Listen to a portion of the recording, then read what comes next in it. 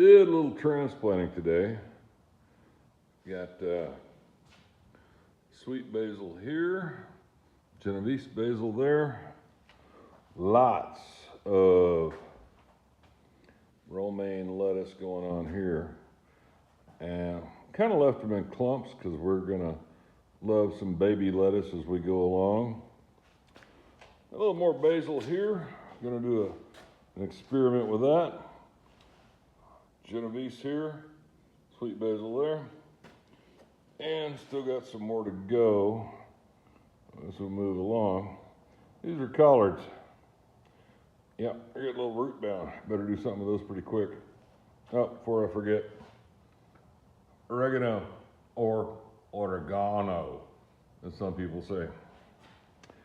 Full video should be coming out very soon. Y'all take care.